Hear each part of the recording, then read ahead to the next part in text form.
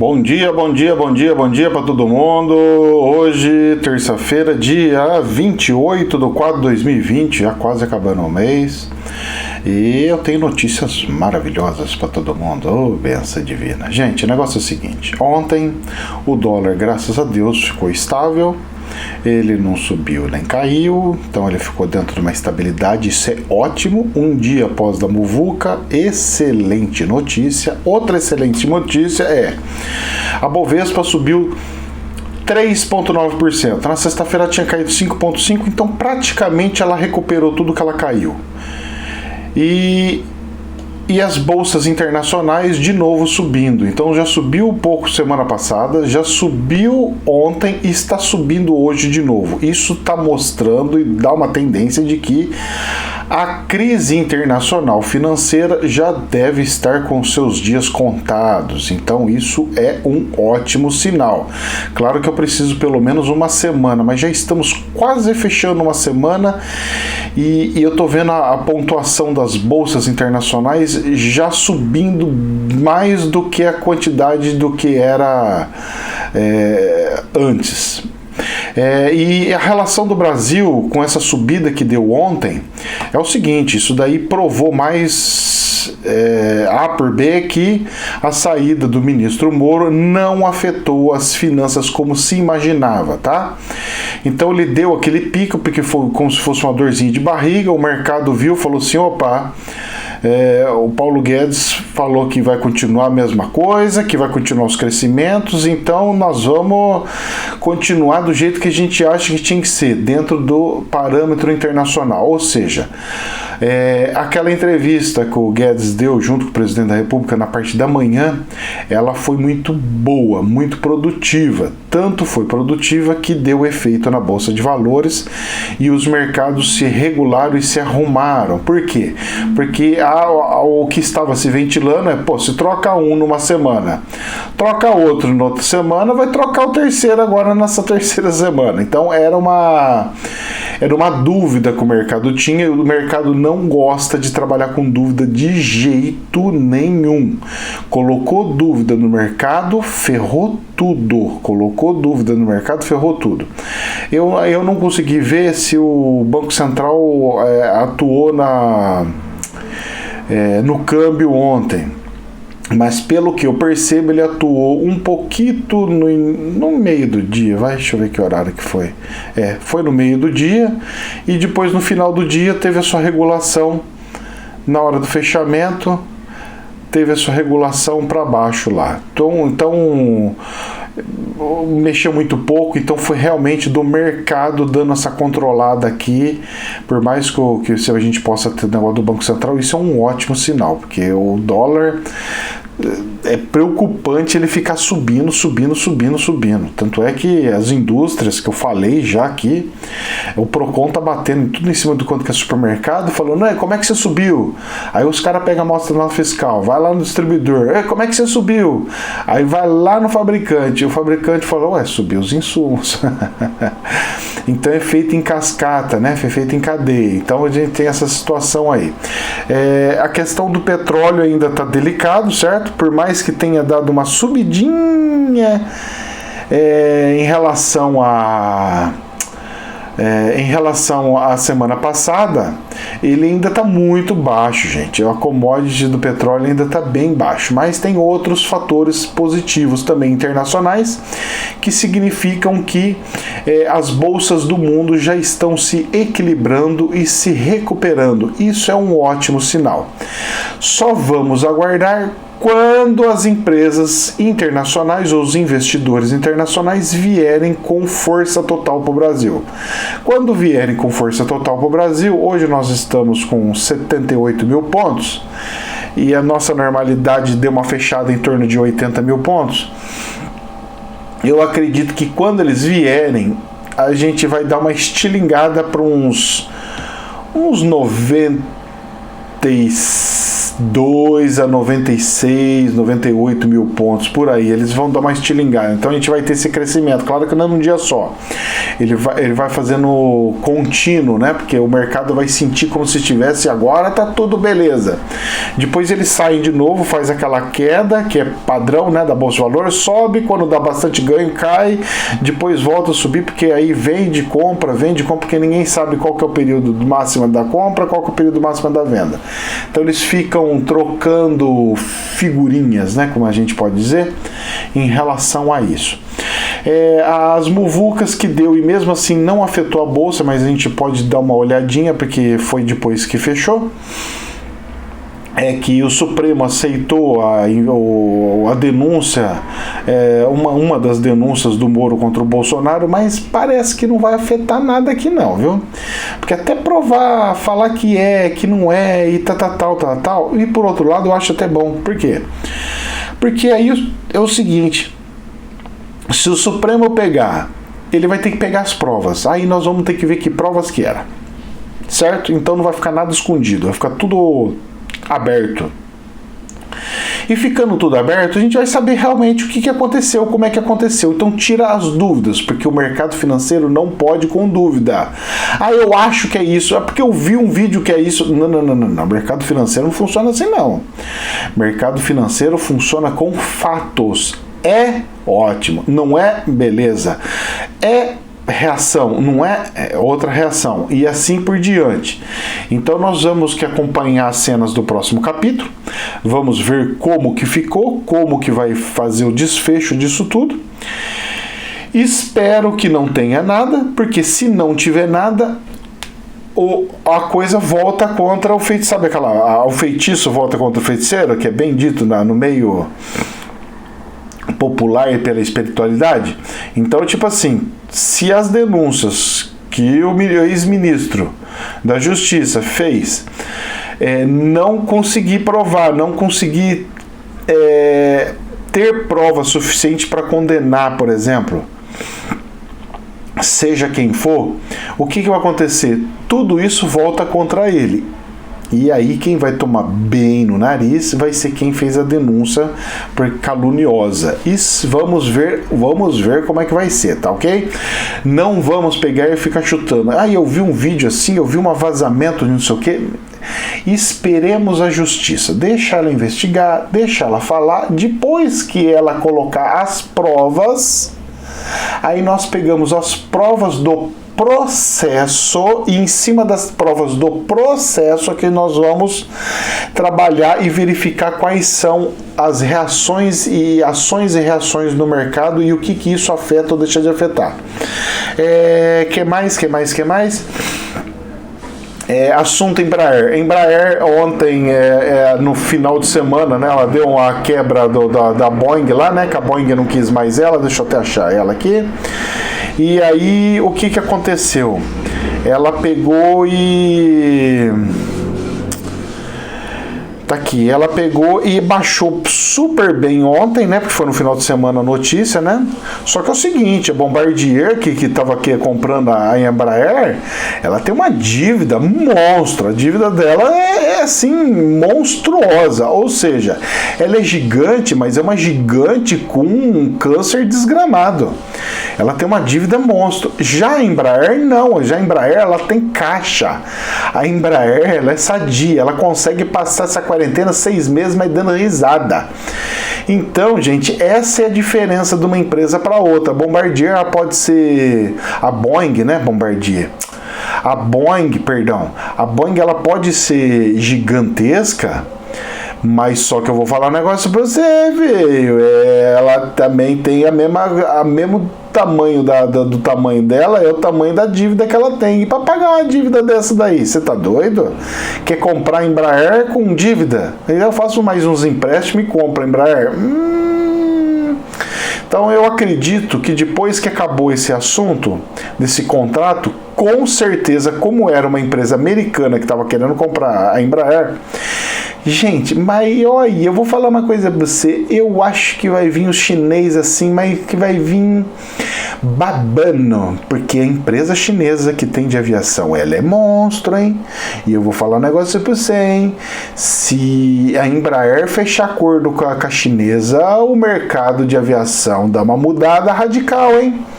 E o nosso ministro Mourão, nosso vice-presidente Mourão, ele já deu uma notinha, já subentendendo que nós temos que fechar acordos com a China. Isso é inegável, não podemos fugir dessa situação. Gente, ele já, para mim, ele já está cantando esse acordo com a Embraer. Eu acho que vai vingar alguma coisinha aí. É capaz de hoje ainda, como ainda não tem uma decisão, ainda não se fechou exatamente o que vai acontecer ou deixou de acontecer, é capaz das ações dela cair mais um pouquinho. Ontem a Embraer estava caindo coisa de 12, 14, depois ela foi se recuperando e fechou em menos 0,6. Mas é capaz dela dar uma quedinha ainda, porque a notícia não foi muito, tal, foi anunciado que ela teve alguns prejuízos, tal. Então esse prejuízo ele tem que aparecer nas ações, no valor de fechamento das ações. Isso aí vai acontecer. Só que eu vou falar para você, é questão de 2 semanas, 1 semana, 2 semanas, já vinha o chinês querer comprar. Por quê? Primeiro, a China já está em processo de recuperação, porque foi a primeira a ter o vírus e já está sendo a primeira a se recuperar e abrir o mercado, e seja o que Deus quiser. E aí o que acontece? As ações do Brasil tá baixa, o dólar subiu para dedéu, ou seja, a nossa moeda desvalorizou demais da conta. Como a nossa moeda desvalorizou demais da conta, nossas ações estão a preço de banana. Então agora é a hora de alguma empresa como a chinesa, por exemplo, vir e comprar a preço de banana. Banana não, porque banana dá caro, né? Vamos ver alguma coisa que tá mais barato? Batata também tá cara, hein?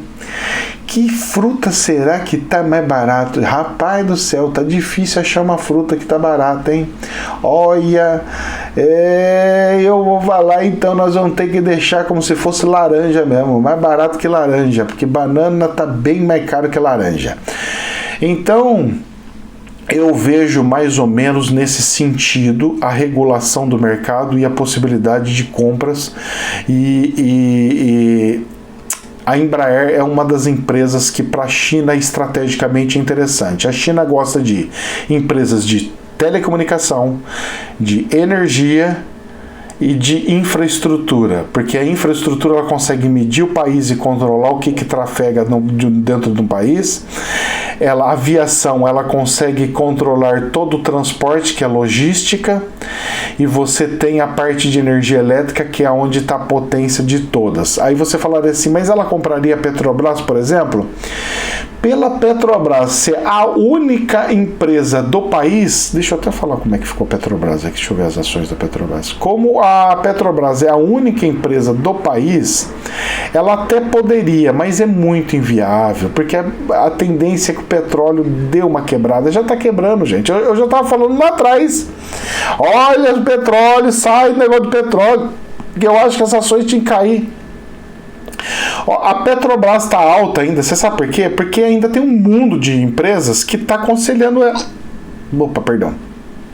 Que está aconselhando ela.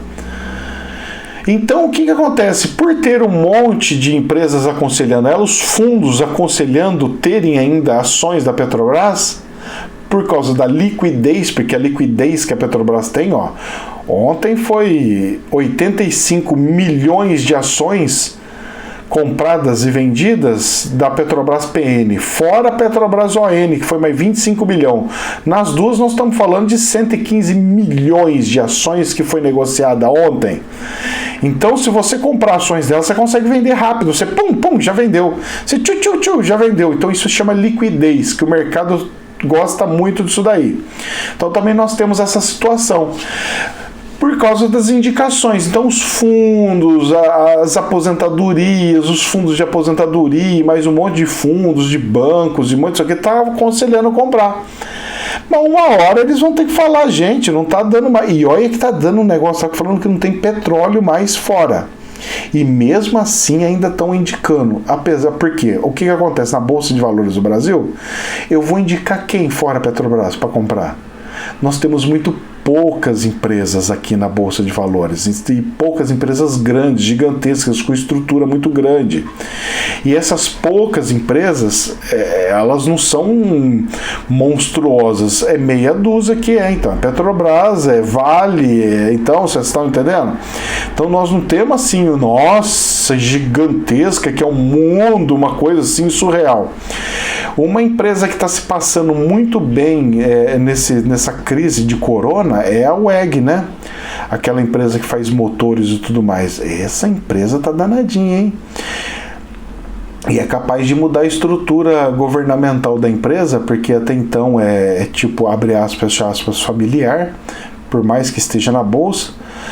Logo, logo a pessoa vai aposentar e deixa com outras pessoas que não têm relação direta com a própria família. Isso eu percebo. Mas eu tô de olho na Embraer para ver as notícias, o que vai dar, porque ela até se reagiu bem perto com a quebra do contrato, porque eu achava que até ficar negativo 12, 15, que é de normal quando acontece isso, fica em torno de 14, 15% negativo, cair mais ou menos isso, 15, 16%, é uma naturalidade quando quebra esses tipos de contrato e não caiu. Então vou ver hoje se cai mais um bocadinho ou não. O dólar, a expectativa, não sei, não tenho como saber exatamente o que está acontecendo, deixando de acontecer. E dentro da política, então as notícias são de que vai abrir o processo em cima do Bolsonaro. O Bolsonaro essa madrugada anunciou o novo ministro, é um rapaz novo, bem novo, ele gosta de pessoas novas, né? Acho que, se eu não me engano, do Banco Central é novo também. São personagens novos, né? Pessoas mais novas.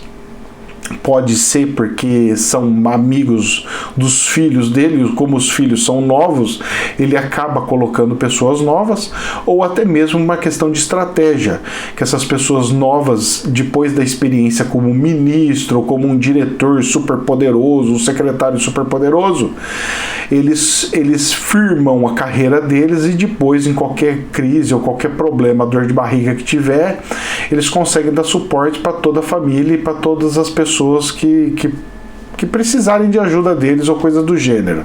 Isso é algo natural, né?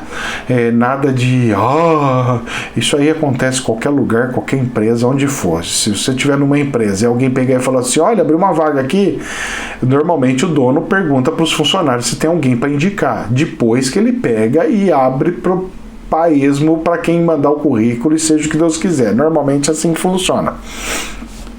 Certo? Principalmente porque são cargos de confiança. Então você normalmente coloca pessoas de confiança, certo? Então vamos lá, vamos vendo a situação. Por incrível que pareça, a saída do mercado e em relação a tudo o que aconteceu foi boa. Saiu Mandetta e saiu o ministro da Justiça e, por incrível que pareça, a Bolsa de Valores manteve-se. Eu fui ver o histórico da Bolsa de Valores, ela se manteve. Ela caiu 2 pontinhos, mas esses 2 pontinhos já estão se recuperando. É capaz de recuperar hoje mesmo com as subidas das bolsas internacionais, é capaz dela subir e acompanhar essa tendência. Então, gente, notícias maravilhosas. Parece que as mudanças que foram feitas não afetou como a gente imaginava que afetou, não explodiu o governo como nós imaginamos que tinha explodido o governo, mas uma coisa ainda é fato. O Congresso se fechou e agora vai ter que negociar com o Congresso. Se não negociar com o Congresso, não aprova nada. Vai ter uma pautazinha bomba aí que o Congresso vai ter que aprovar, que é o seguinte: se os estados e municípios quiserem o dinheirinho federal, vai ter que aprovar essa PAC. Se você não aprovar, Congresso, eu não vou mandar 1 centavo para nenhum estado, nenhum município. É óbvio que eles vão aprovar, porque os municípios estão tudo quebrados, os estados estão todos quebrados. Então eu acredito que essa PACzita vai passar. Essa PAC fala sobre o quê? Essa PEC, né, PAC? Essa PEC fala sobre o quê? Ela fala sobre não poder proibir dar reajuste a qualquer funcionário público durante os próximos 2 anos. É 1 ano e 8 meses, se eu não me engano, né? Mas vamos lá, chutar 2 anos. Eles vão tentar jogar para 1 ano. Vamos ver o que vai dar. O Congresso vai tentar puxar para 1 ano e 6 meses, vai tentar dar uma diminuidinha. Isso é fato, cara. Porque é negociação. Você vai, joga um valor, depois você volta, joga outro e vai lá. Certo? Então nós vamos ver a cena do próximo capítulo. Isso vai passar no Congresso, que vai dar aquela sensação de que o Congresso também não foi afetado, que está fluindo e que um projeto enviado pelo governo passou. Então, isso é muito inteligente e muito esperto e vai dar uma sinalização interessante, mas na verdade não é bem isso que está acontecendo. O Congresso ainda está fechado, eles vão querer sempre negociar alguma coisa, tá ok?